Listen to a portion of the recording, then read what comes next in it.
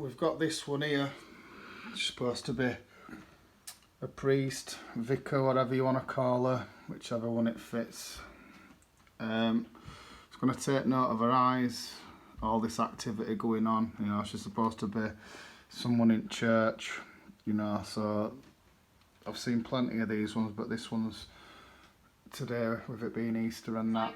Now let's just look at all these. And I preached a sermon as the sun was coming up, and what I preached was that it's really difficult for us to remember sometimes that life and resurrection has power in our lives, because what we see is that death and destruction seems to have so much power.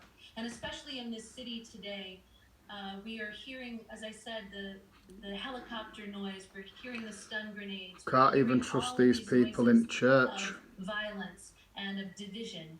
But the message of Easter is that life has power over all of that. And I think that for us as Christians, you know, in this city, we are only 1% of the population of the entire population manifestation of is that, and isn't yet it? we carry a really Look at it important all. message, and we are committed to being here. And being part of the fabric. Let's stop it and let's get some stopped and see if we can get some.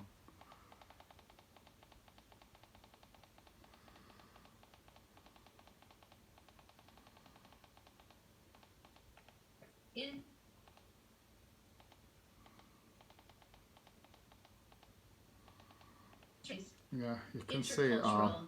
Multilingual. This is the beauty of Jerusalem. The beauty of this place is that we can all be together.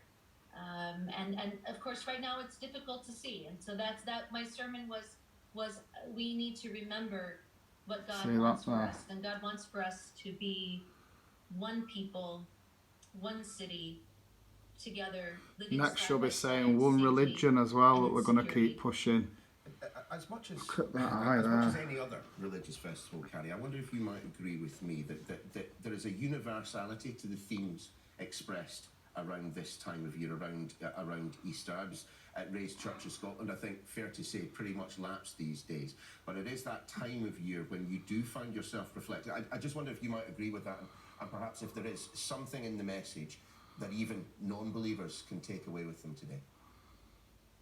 I would think so. I mean, I think that if we look at what's happening in the world, we see so much violence, gun violence. We see war. We see destruction of our climate. We know that these are awful things, and yet, what the message of Easter is that life overcomes that, and love overcomes that. You know, what's beautiful about this weekend for us here in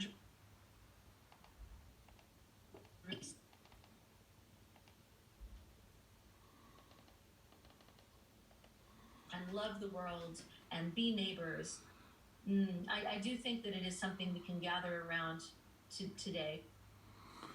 I know picture's a bit poor on this one, but it's still highlighting the fact that all that shit's going on. Look, it's clear there, so, and we can still see her blinking, and we can still see our eyes, pupils turning to shit.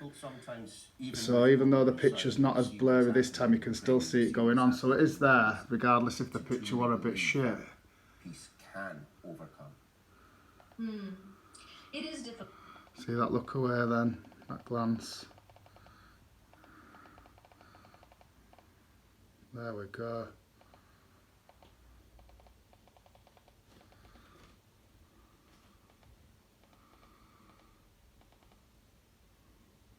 See that change then?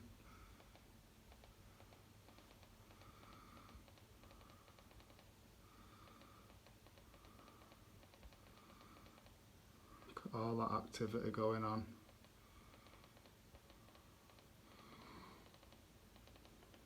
And optimism. I look at the political situation in Ukraine and Russia. If I look at the political situation between Israel and Palestine, I might not have much optimism. And the truth is, I've been here a number of years, and let's catch that one again. That were a little good on that one. Very optimistic.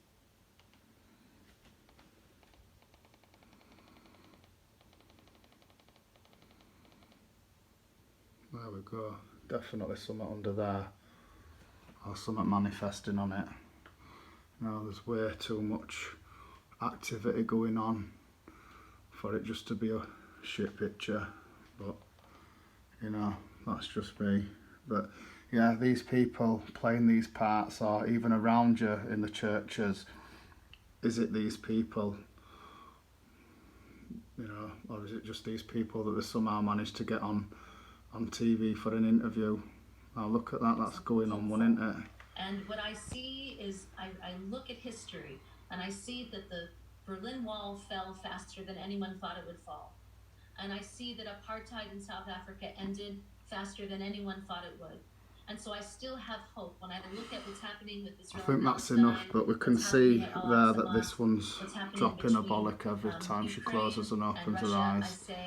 You know, but yeah, that's enough for that one, I think.